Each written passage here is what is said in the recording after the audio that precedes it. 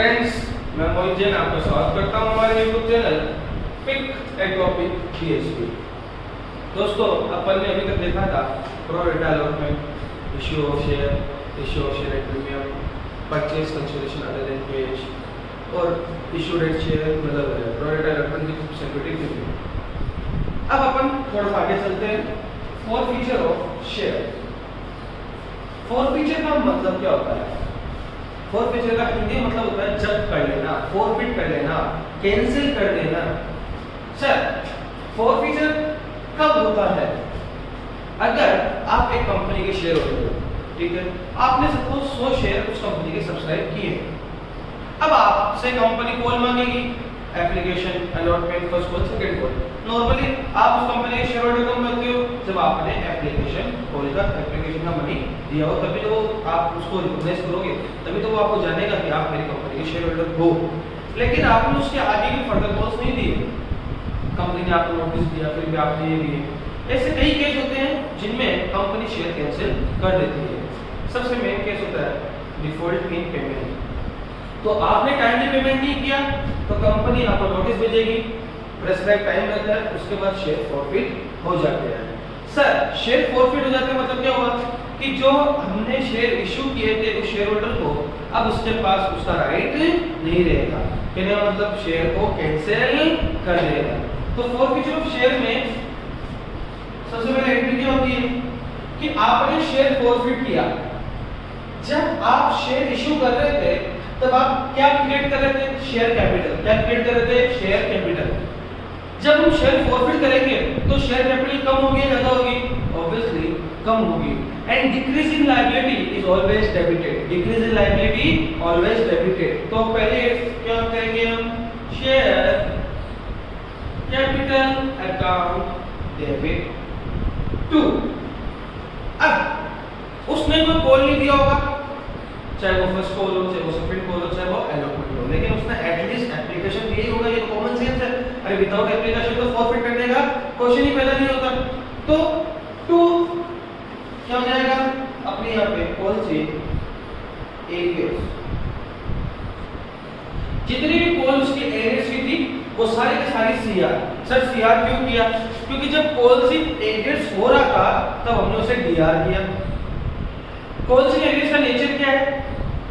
वैसे रहता तो कंपनी का एसेट है, लेकिन हम एसेट नहीं बोलते हैं, उस शेयर कैपिटल में से क्या करते हैं? माइनस करते हैं सब्सट्रैक्ट कैपिटल में। लेकिन हमें इसको क्या किया था? डीआर। अब हम क्या कर देंगे? CR two share forfeiture account. Sir, ये इंपॉर्टेंट है, share forfeiture account. What is share forfeiture account?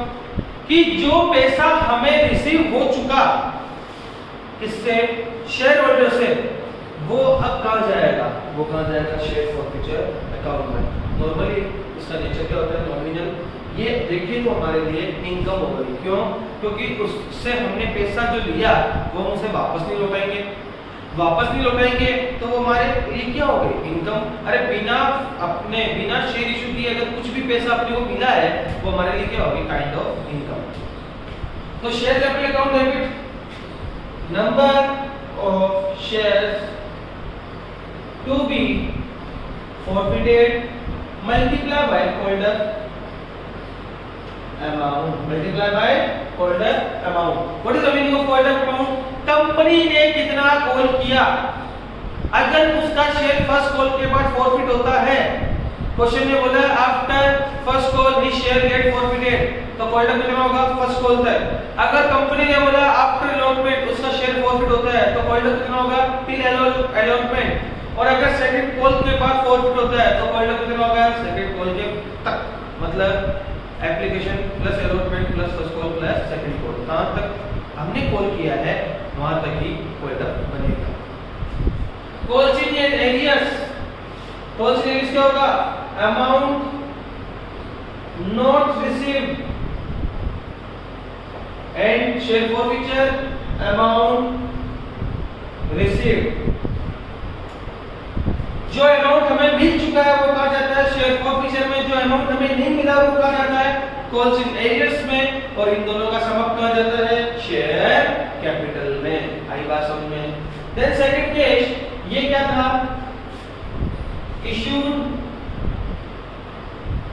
At par, अगर पार का केस है इन द सेंस प्रीमियम नहीं है तभी ऐसा होगा। अब सेकंड केस क्या है, issued at premium and premium is not received, sorry premium is received. इसमें क्या बोला है कि आपने प्रीमियम पे इशू किया और आपको सिक्योरिटी प्रीमियम मिल चुका है। ध्यान से सुन लेना, अगर हमें सिक्योरिटी प्रीमियम मिल जाता है तो उसका at the time of forfeiting share हमें उसका कुछ भी नहीं करना है, मतलब वो अपनी जगह पकड़ चुका है। सिक्योरिटी प्रीमियम भी क्या है, रिजर्व ही है, तो रिजर्व एंड सरप्लस में सिक्योरिटी प्रीमियम में जा चुका है तो उसे हमें नहीं छेड़ना है। कहने का मतलब हम एंट्री क्या करेंगे, share capital account debit to calls in arrears to share forfeiture account. Sir यहाँ पे जो फोल्डर आता है उसमें हम प्रीमियम का अमाउंट इंक्लूड नहीं करेंगे, क्यों, क्योंकि प्रीमियम मिल चुका है। सर शेयर फॉरफीचर में मैंने बोला था अमाउंट जो रिसीव हुआ है वो आएगा, लेकिन यहाँ पे प्रीमियम का अमाउंट काउंट नहीं होगा क्योंकि प्रीमियम मिल चुका है और अब हम उसे नहीं छेड़ेंगे, वो अपनी जगह है ऑलरेडी पकड़ चुका है। कॉल्स इन एरियर्स वो अमाउंट जो हमें नहीं मिला। मेन मुद्दे की बात क्या है कि क्या शेयर फॉरफीचर अकाउंट के अंदर प्रीमियम का अमाउंट आएगा, नहीं आएगा। क्यों नहीं आएगा, share issued at premium and premium is received. Receive का मतलब क्या होगा, वो हमें मिल चुका है, मिलने के बाद वो अपनी जगह पकड़ चुका है, अब हम उसे नहीं छेड़ेंगे। सर इस पॉइंट में भी क्या प्रीमियम अमाउंट आएगा, यहाँ पे भी नहीं आएगा। क्यों नहीं आएगा, क्योंकि हमने कॉल किया, वो प्रीमियम अमाउंट हमें मिल चुका और वो अपनी जगह पकड़ चुका। ये सर कंपैरिजन के अकॉर्डिंग होता है। अब आप अगर सोचो कि सर हमें ये लिया क्यों नहीं, तो उसका लॉजिक क्या बनता है, सर शेयर फॉरफीचर में अगर मैं लेता हूं उसे तो भी ये क्या है, इनकम है, और सिक्योरिटी प्रीमियम भी क्या है, रिजर्व सरप्लस है, तो कोई फर्क नहीं पड़ता। तो हमें ध्यान रखना है कि जब शेयर इशू किया है प्रीमियम पे और प्रीमियम मिल चुका है तब हमें न तो शेयर कैपिटल में उसका ट्रीटमेंट करना है और न ही शेयर फॉरफीचर में उसका ट्रीटमेंट करना है। अब अगला केस क्या है, issued at premium and premium is not received. और इसमें क्या होगा, हमें प्रीमियम नहीं मिला तो क्या होगा, share capital account debit securities premium account debit to share forfeiture and to share to calls in arrears. ध्यान से देखना, सिक्योरिटी प्रीमियम अकाउंट डेबिट, पिछले वाले में प्रीमियम मिल चुका था तो हमने प्रीमियम को छेड़ा ही नहीं था। यहाँ पे हमें प्रीमियम नहीं मिला है इसलिए हमने इसको क्या किया है, डीआर। अरे जब प्रीमियम को ड्यू किया था तो हमने क्या किया था, सीआर। अब हमें मिला नहीं है तो हम क्या करेंगे, डीआर। सर कितने से डीआर करेंगे, हम डीआर उतने ही अमाउंट से करेंगे प्रीमियम को जितना प्रीमियम हमें मिला नहीं। सपोज हमें 100 रुपए प्रीमियम लेना था और हमें 20 नहीं मिला तो यह कितना आएगा, 20। क्या 80 का कुछ ट्रीटमेंट होगा, 80 रुपीस का कुछ ट्रीटमेंट होगा, नहीं होगा। क्यों, सेम वही लॉजिक कि प्रीमियम रिसीव्ड वाला लॉजिक कि ऑलरेडी वो अपनी जगह पकड़ चुका है। हम उसी अकाउंट को डीआर करेंगे, सिक्योरिटी प्रीमियम उतने अमाउंट से डीआर करेंगे जितना हमें रिसीव नहीं हुआ है। तो सिक्योरिटी प्रीमियम जो अमाउंट प्रीमियम का हमें नहीं मिला वो यहाँ पे आएगा। शेयर कैपिटल जो होल्डर पे, शेयर फॉरफीचर वो अमाउंट जो हमें मिल चुका है एक्सेप्ट प्रीमियम। प्रीमियम अगर मिल चुका होता है, चाहे थोड़ा बहुत भी मिलता हो हमें, तो हम उसका ट्रीटमेंट शेयर फॉरफीचर में नहीं करते हैं। And to calls in arrears, जितना प्रीमियम यहाँ नहीं आया उतना यहाँ पे ऐड होगा प्लस कॉल का अमाउंट, कि प्रीमियम जो हमें रिसीव नहीं हुआ प्लस कॉल्स। वैसे देखें तो कॉल के अंदर इंक्लूड रहता है, तो आप नॉर्मली जब क्वेश्चन करोगे तो ऑटोमेटिकली वो अमाउंट आ जाएगा। सर हमने यहाँ प्रीमियम को डीआर किया, DR should be equals to CR, तो डीआर जितने से किया उतने से कॉल इन एरियर्स में सीआर भी करना पड़ेगा, otherwise DR equals to CR वाला लॉजिक नहीं लगेगा और आपका ड्यूल एस्पेक्ट फ्लॉप हो जाएगा। आई बात समझ में? अब आपका अगला टॉपिक क्या है, रीइश्यू ऑफ फॉरफिटेड शेयर, मतलब जो शेयर फॉरफिट किया है उसे रीइश्यू करना। बिल्कुल सिंपल है, बिल्कुल सिंपल का मतलब क्या होगा कि जब आप शेयर इश्यू करते हो तब पैसा आता है या पैसा जाता है, पैसा आता है, तो आप क्या करोगे, bank account debit. Sir creation of share capital होगा, तो कैपिटल क्या है, शेयर कैपिटल क्या है, लायबिलिटी इंक्रीज लायबिलिटी सीआर, तो टू शेयर कैपिटल। अगर क्वेश्चन में बोला है इफ फार इशू है तब तो bank account debit to share capital. Question में बोला है सिक्योरिटी प्रीमियम पे इशू है तो bank account debit to share capital to securities premium. अरे बात समझ में कि more than face value will be your premium. तो अगर क्वेश्चन में बोला प्रीमियम पे इशू है तो प्रीमियम आ गया। अगर क्वेश्चन में बोला डिस्काउंट पे इशू है तो शेयर फॉरफीचर अकाउंट डेबिट। कहने का मतलब ये एक एंट्री है, इससे तीनों काम हो जाएंगे। अगर पार पे इशू हुआ है तब तो bank account debit to share capital. अगर प्रीमियम पे इशू है तो bank account debit to share capital to securities premium. और अगर डिस्काउंट पे इशू हुआ है तो bank account debit share forfeiture account debit to share capital to share capital. Sir discount कितना हो सकता है, ध्यान से सुनना ना। Share forfeiture as per company act 2013 company discount पे शेयर इशू नहीं कर सकती लेकिन रीइशू कर सकती है। और वो डिस्काउंट कितना हो सकता है, amount lying in the share forfeiture account can be the maximum discount at the time of reissue. क्या हुआ इसका मतलब कि सर हमारे शेयर फॉरफीचर अकाउंट में कितना बैलेंस पड़ा है, उस बैलेंस जितना बैलेंस हमारे पास पड़ा है उससे ज्यादा हम डिस्काउंट नहीं दे सकते। फॉर एग्जांपल हमने जब शेयर फॉरफिट किए थे तब हमने जब हमें फॉरफीचर के अकाउंट के अंदर हमारे पास 1000 रुपया बैलेंस था। कितना रुपया बैलेंस था, 1000 रुपीस। तो मैक्सिमम डिस्काउंट कितना दे सकते हैं, 1000 ही। कितना, 1000 ही। ये भी प्रोपोर्शनल होता है शेयर्स पे कि अगर 1000 है वो 50 के लिए है तो 25 के लिए कितना होगा discount, 500। 1000 divide by 50 multiply by 25 मतलब प्रोपोर्शनल पर शेयर निकाल के हम कितने रीइशू कर रहे हैं उस अकॉर्डिंग डिस्काउंट दे रहा है। कहने का मतलब अभी आपको इतना समझना है कि डिस्काउंट कितना हो सकता है, the amount lying in share forfeiture account can be the maximum amount of discount, उसके अलावा कुछ भी नहीं है। आई बात समझ में। अब देखो रीइशू होने के बाद हम क्या करेंगे, जो अमाउंट बच गया है फॉरफीचर अकाउंट में उसे हम कहां ट्रांसफर करेंगे, कैपिटल रिजर्व में। और उसकी एंट्री क्या होगी, share forfeiture account debit to capital reserve account. बच्चों यार ध्यान से सुन लेना कि कितने शेयर फॉरफिट हुए हैं उसमें से रीइशू कितना हुआ है उस अकॉर्डिंग हमने बैंक अकाउंट मतलब रीइशू की एंट्री की थी, उसी अकॉर्डिंग हम ट्रांसफर की एंट्री करेंगे कैपिटल रिजर्व की। कहने का मतलब अगर पूरे शेयर रीइशू नहीं हुए तो हम प्रोपोर्शनल अमाउंट ही ट्रांसफर करेंगे कैपिटल रिजर्व में। जैसे फॉर एग्जांपल कंपनी ने 1000 शेयर फॉरफिट किए और कंपनी ने रीइशू किए 500, तो हम कितना का अमाउंट कैपिटल रिजर्व में ट्रांसफर करेंगे कि प्रोपोर्शनल करने के बाद, रीइशू करने के बाद जो अमाउंट बच जाएगा फाइल में शेयर फॉरफीचर में, कौन से अमाउंट में से, प्रोपोर्शनल अकाउंट में से, वो ही ट्रांसफर करेंगे कहां पे, कैपिटल रिजर्व में। आई बात समझ में। तो प्रोपोर्शनल केस वाले में क्या करेंगे, फॉर्मूला क्या हो जाएगा, टोटल अमाउंट फॉरफिटेड कि टोटल हमारे पास फॉरफीचर में कितना अमाउंट पड़ा है divided by number of share forfeited, कितने शेयर हमने फॉरफिट किए हैं, multiply by number of share reissued, हमने कितने शेयर रीइश्यू किए हैं।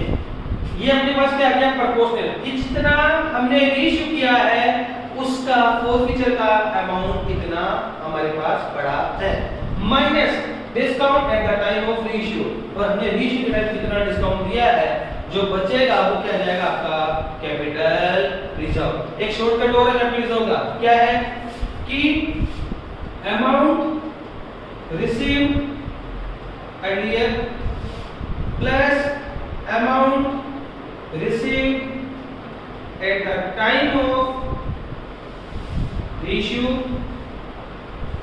equals to क्या हो जाएगा, total amount received less face value और hold up value equals to capital reserve. अब ये एग्जांपल देखते हैं। सपोज हमने जो शेयर फॉरफिट कर रहे हैं फॉरफिट क्यों किए? Non payment of calls by the share holders. Suppose ये एक शेयर होल्डर था, इसने 3 रुपए दिए थे अभी तक अपन को। कितने रुपए दिए थे? 3 रुपए। तो अमाउंट रिसीव्ड आई है 3 और इसके शेयर फॉरफिट कर दिए। अब हमने रीइश्यू किया, सपोज हमने रीइश्यू किया y को, कितने पे किया? सपोज 9 पे। तो कितना हो गया टोटल अमाउंट हमारे पास? अरे एक शेयर के पैसे दो बार मिल रहे हैं। पहले तो x ने दी थी, x से हमने शेयर फॉरफिट कर दिए, अब y ने दिए 9, टोटल कितना मिल गया? 12। अरे शेयर था कितने का? 10 का। तो x का पर शेयर कितना मिला? 2। तो हम क्या बोल सकते हैं? पर शेयर कैपिटल कितना होगा? 2। अरे पर शेयर प्रॉफिट कितना होगा? 2 का। उसे हम क्या बोलते हैं? Capital reserve. हम क्या बोलते हैं यहाँ पे? Capital reserve. ध्यान से सुनना बच्चों, ये जो पूरा कॉन्सेप्ट है, ये क्लब जब होके आता है प्रोडक्ट के साथ, तब क्वेश्चन थोड़ा कम बनता है मैंने कल जो अपना लास्ट वीडियो था उसके अंदर जो मैंने प्रीमियम वाला केस बताया था 2700 वाला, ध्यान से देखना उस 2700 को। मैंने पहले देखा प्रीमियम का अमाउंट कितना नहीं आया, क्योंकि दिक्कत का आती है नॉर्मली प्रीमियम वाले में कि कितना अमाउंट हमें नहीं मिला प्रीमियम का, वो ही डीआर होता है।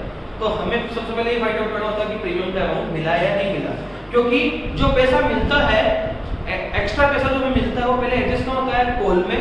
अब कॉल का मतलब क्या होता है? Call amount plus premium. तो पहले कॉल अमाउंट में एडजस्ट होगा, फिर जो बचता है वो प्रीमियम में होता है। तो हम दोनों को मिक्स नहीं कर सकते, इसलिए हम प्रीमियम और कॉल अमाउंट कल जो लास्ट वीडियो में अपन ने देखा था, दोनों को मैंने अलग अलग करके दिखाया था, वहां जरूर देखो। कल अपन ने जो ये देखा था कि forfeiture of share, ratio of share and transfer to capital reserve, इसका अपन एक क्वेश्चन देखते हैं। X Limited forfeited 100 shares, क्या लिखा है? forfeited 100 shares of rupees 100 each, कितने का है? 100 रुपए का है। 80 rupees paid forfeited due to non payment of final call of rupees 20 per share। सबसे पहले अपन को देखना है कितने रुपए हमें मिल चुके हैं। कितने मिल चुके हैं? 80। कितने हमें नहीं मिले? बोले 20। सर सबसे पहले एंट्री क्या होती है? Forfeiture of share. तो share capital account debit to, क्या करोगे? Share forfeiture account to calls in arrears, और अगर ऊपर उन्होंने सेकंड कॉल को सीआरटी किया है तो सेकंड कॉल क्वेश्चन के ऊपर डिपेंड करता है। अगर company calls in arrears account maintain करती है तब तो कॉल्स इन एरियर्स, और कंपनी अगर calls in arrears account maintain नहीं करते तो 2 सेकंड कॉल। सर मल्टीप्लाई किससे करते हैं? कॉल्ड अप से। कितना कॉल्ड अप है? पूरा कॉल्ड अप है 100 ईच। कितने शेयर है? 100 शेयर है, तो कितना होगा? 10000। कितना होगा? 10000। To share forfeiture account, the amount which we have received, the amount which we have received, कितना रिसीव हो चुका हमने? 80। तो 80 मल्टीप्लाई बाय 100, कितना हो गया? 8000। The amount which we have not received, अरे ये तो वजह है जिसके कारण हमने फॉरफिट कर रहे हैं, इसके कारण हमने फॉरफिट कर रहे हैं। तो क्या होगा? 20 into 100, 2000 बराबर हो गया ना? 80 + 20 100, 80 + 20 100। Then reissue, reissue entry directly bank account debit to share capital, logical बताया था, पैसा आ रहा है और शेयर हम इशू कर रहे हैं। कितने शेयर इशू किए? पूरे के पूरे कर दिए 100। कितने पे किए? 80 पे। तो कितना हो जाएगा? 8000। सर कितने का शेयर था? 100 का। तो 100 into 100 10,000। सर डीआर ज्यादा है या सीआर ज्यादा है? सीआर ज्यादा है, मतलब बैलेंस कितना रहेगा? डीआर सेट, मतलब शेयर को 100 रुपए की चीज मैंने 80 में इशू की, मतलब डिस्काउंट में इशू किया, और डिस्काउंट में कौन सा अकाउंट सीआर डीआर होता है? Share forfeiture account. कितना आ जाएगा? 20 into 100, डिस्काउंट कितना दिया? 20 का। देन फाइनल एंट्री क्या करेंगे हम? जो बैलेंस शेयर फॉरफिचर अकाउंट में बच गया है उसे हम कहां ट्रांसफर करते हैं? आफ्टर रीइश्यूइंग कहां ट्रांसफर करते हैं? कैपिटल रिजर्व में। कितना बैलेंस बचा? हमारे पास फॉरफिचर में पड़ा था 8000 और हमने यूटिलाइज कितना कर लिया? 2000। अरे 8000 है सीआर का, 2000 है डीआर का, तो अब कितना बचा है 6000 सीआर का। तो 6000 सीआर का हम ट्रांसफर करेंगे कैपिटलिज्म में, तो share forfeiture account debit to capital reserve कितना आएगा 6000 आई बात समझ में क्लियर। अब देखो केस नंबर 2 सेम क्वेश्चन है, कोई 100 शेयर प्रॉफिट हो गया, क्या लिखा है 100 shares were reissued at rupees 120। पहले एंट्री सेम होगी कोई 100 into 100 10,000, then to share forfeiture 80 into 100 8,000 और कॉस्ट इन एरियर्स 20 into 100 2,000। ठीक है, फर्स्ट एंट्री तो सेम रहेगी, लेकिन हमने रीइश्यू कंडीशन चेंज कर दी। क्या कर दी कि 120 पे रीइश्यू कर रहा हूं, मतलब 100 की चीज को कितने पे इशू कर रहा हूं 120 पे। क्या पूरे शेयर पे इशू कर रहा हूं? यस। तो 100 into 120 कितना होगा 12,000। शेयर कैपिटल कितना आएगा 100 into 100 कितना आएगा 10,000। सर डीआर से ज्यादा है या सीआर से ज्यादा है? डीआर से। तो बैलेंस कितना आएगा 2 सिक्योरिटीज प्रीमियम अकाउंट 2000। ध्यान से सुन लेना, अगर आप 100 की चीज को 120 पे इशू करते हो, रीइश्यू करते हो या इशू करते हो, तो क्या होगा वो premium. Over and above the face value will be termed as premium. अब share forfeiture account debit to capitalism CR side कितना पड़ा है 8000। क्या हमने शेयर को डिस्काउंट पे इशू किया? नहीं किया। तो क्या कुछ बैलेंस काम आया फॉरफीचर का? नहीं आया।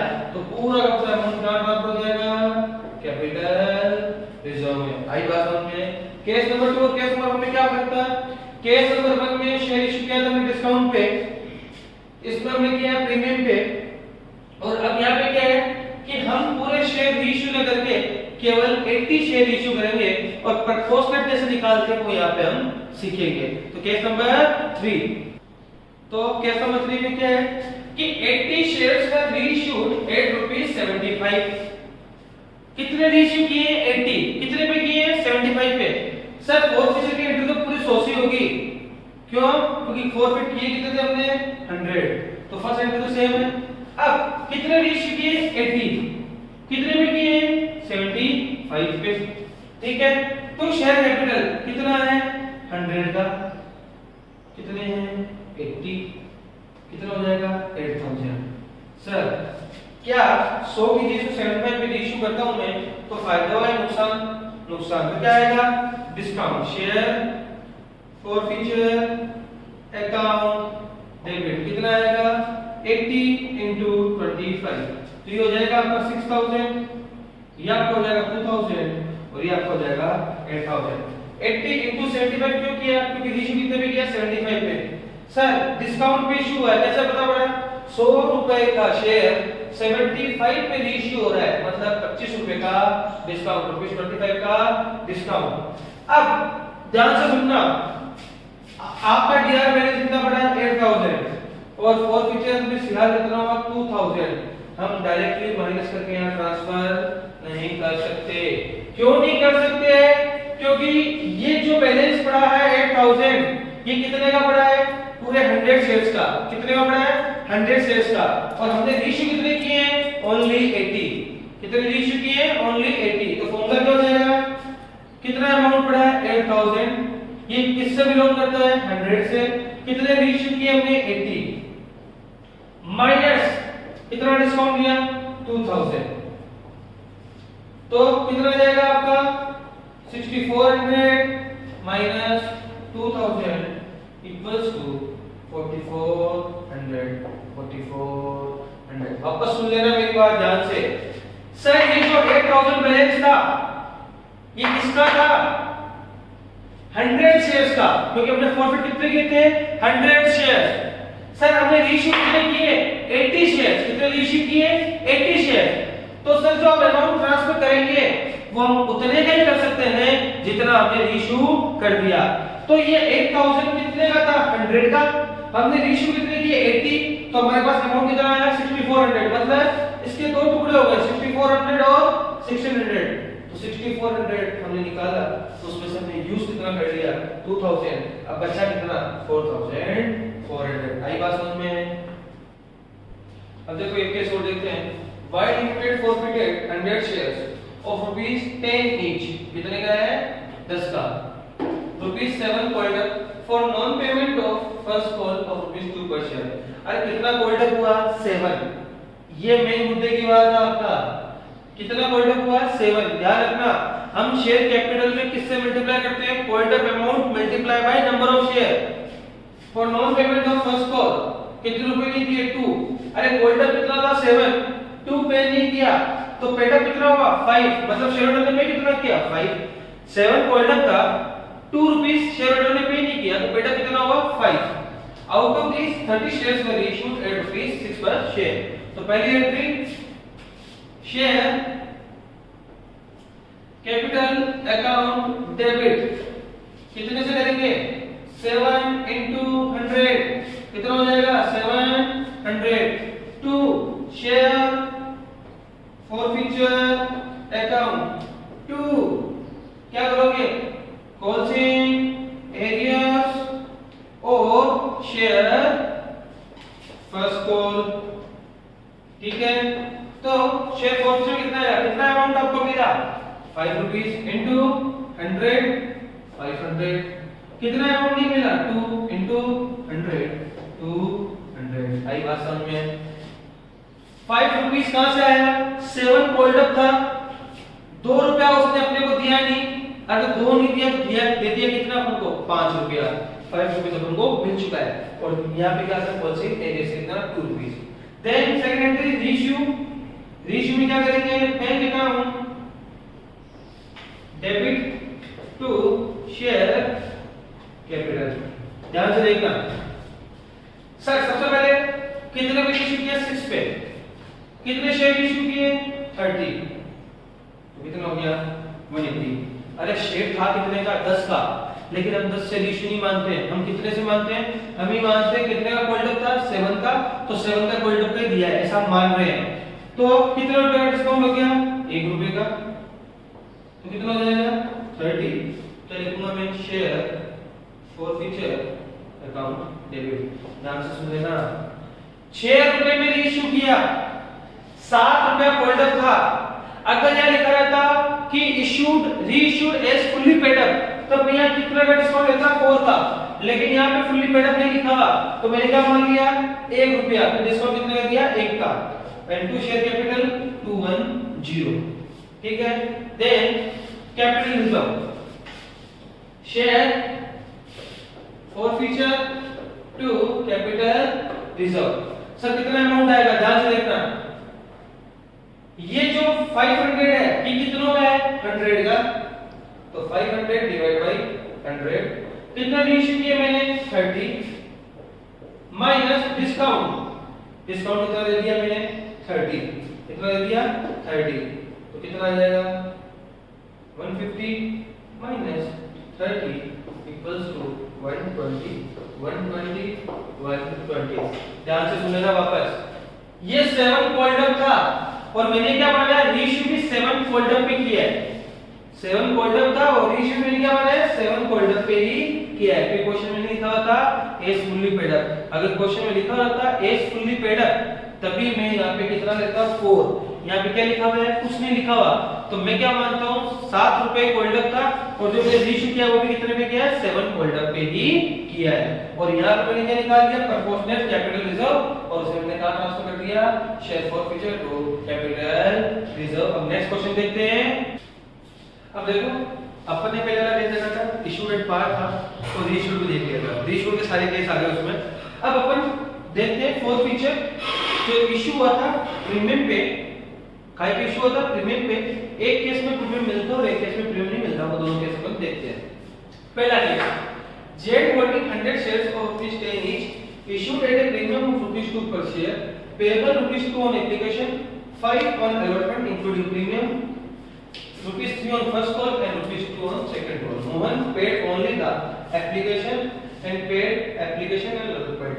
और मैं मानता हूँ सारी कॉल हो चुकी है। मैं ये मानता हूँ पूरी की पूरी कॉल कर दी है कंपनी ने, सारी कॉल्स हो चुकी है।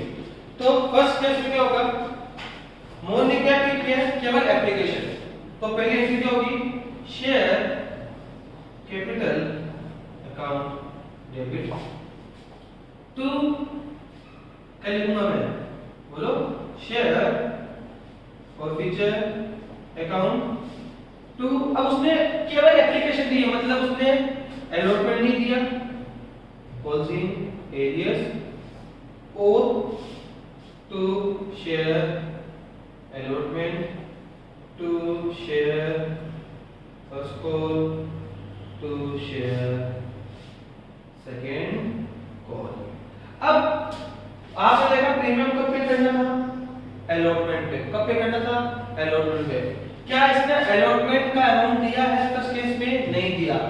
अगर अलॉटमेंट का पैसा नहीं दिया मतलब उसने प्रीमियम भी नहीं दिया, और जब प्रीमियम नहीं देते तो क्या करते हैं, सिक्योरिटीज प्रीमियम अकाउंट डेबिट। क्या करते हैं, सिक्योरिटीज प्रीमियम अकाउंट डेबिट।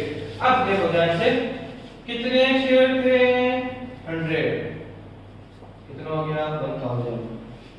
कितना प्रीमियम था, 2 into 100, 200। सर पूरा ऊपर 2 क्यों ले लिया, क्योंकि उसने पूरे अलॉटमेंट की मनी ही नहीं दी। और हमेशा ध्यान रखना, जब भी हमारे पास एक्सेस एप्लीकेशन का अमाउंट आता है eight the time of pro रेटा अलॉटमेंट, तो पहले क्या एडजस्ट होता है, अमाउंट में, कॉल अमाउंट में, और उसके बाद क्या एडजस्ट होता है, प्रीमियम में। तो ध्यान से देखना, टू शेयर फॉरफीचर अकाउंट कितना अमाउंट हमें मिला है, ओनली एप्लीकेशन, और एप्लीकेशन में कितना है, 2 into 100, तो ये हो गया आपका 200। टू कॉल्स इन एरियाज, सबसे पहला allotment 5 into 100, 500। Then first call 3 into 100, 300। And final call 2 into 100, कितना हो जाएगा, 200। तो 5 3 8 8 2 10, कितना हो गया, 1000 प्लस 200, 1200, 1200। ये कौन सा केस है, जब शेयर इश्यू हो रहा था प्रीमियम पे और प्रीमियम हमें नहीं मिला। सेम इसी चीज को हम आगे लेके चलते हैं कि प्रीमियम आपको मिल चुका है, तो प्रीमियम आपको मिल चुका है मतलब सेकेंडरी प्रीमियम अकाउंट को क्या करूंगा मैं, दिया करूंगा या नहीं करूंगा, नहीं करूंगा। ध्यान से सुनना, मैं जानबूझ के बता रहा हूं यहाँ पे कि सेकेंडरी प्रीमियम आपको मिल चुका है, और मिल चुका होता है जब हम उसका कुछ भी नहीं करते। तो ध्यान से देखना, हमें कितना पैसा मंगा चुके हैं, सिर्फ 10 into 100, 1000। To share forfeiture account, sir हमें क्या क्या कॉल मिल चुकी है, हमें एप्लीकेशन भी मिल चुका और अलॉटमेंट मिल चुका है, मतलब हमें कितने रुपए मिल रहे हैं, 5 + 2 7। लेकिन 7 के अंदर 2 रुपीस का है प्रीमियम का, और प्रीमियम का अमाउंट जब हमें मिल जाता है तब हम उसे नहीं छेड़ते हैं। ध्यान रखना, प्रीमियम का अमाउंट जब हमें मिल जाता है तब हम उसे नहीं छेड़ते। कितने रुपए मिल चुके हैं अपन को प्रीमियम के, 2 रुपीस। अरे फॉरफीचर में हम कितने से मल्टीप्लाई करेंगे, 5 से। कितने शेयर है, 100, तो कितना आ जाएगा, 500। समझ लेना मेरी बात को। यहाँ पे 7 into 100 क्यों नहीं किया, क्योंकि प्रीमियम का अमाउंट मिल चुका है, और प्रीमियम जब मिल जाता है तो वो अपनी जगह पकड़ चुका होता है, और उसका बाद में कोई ट्रीटमेंट नहीं होता eight the time of forfeiture of share. Premium नहीं मिलता है तब डीआर होता है, मिल चुका होता है तब कुछ भी नहीं करते। देन कौन सी कॉल मिली है हमें, to share first call, to share second call, 300 200 500 1000 and 1000, that should be equals to credit. ये चीज इंपॉर्टेंट है, वापस सुन लेना। 7 रुपीस हमें मिले थे शेयर होल्डर से, कितने को मिले थे हमें, 7। हमने मल्टीप्लाई कितने से किया, 5 से, क्योंकि प्रीमियम को हम शेयर फॉरफीचर अकाउंट में ट्रांसफर नहीं कर सकते। ये दिमाग में रखना जब भी आप क्वेश्चन करो। अब अगला जो एस्पेक्ट होगा वो आपका क्या होगा कि प्रीमियम प्लस अलॉटमेंट, प्रो रेटा अलॉटमेंट और प्रीमियम, या प्रो रेटा allotment plus reissue and forfeiture of share, या अपन अगले वीडियो में देखेंगे। ठीक है, आज के लिए इतना ही। Thank you. हमारे चैनल को लाइक करिए, सब्सक्राइब करिए, और अगर आपको कोई भी डाउट आता है तो आप क्वेरी बॉक्स में या मेरे व्हाट्सएप नंबर पे आप क्वेश्चन पूछ सकते हैं। Thank you.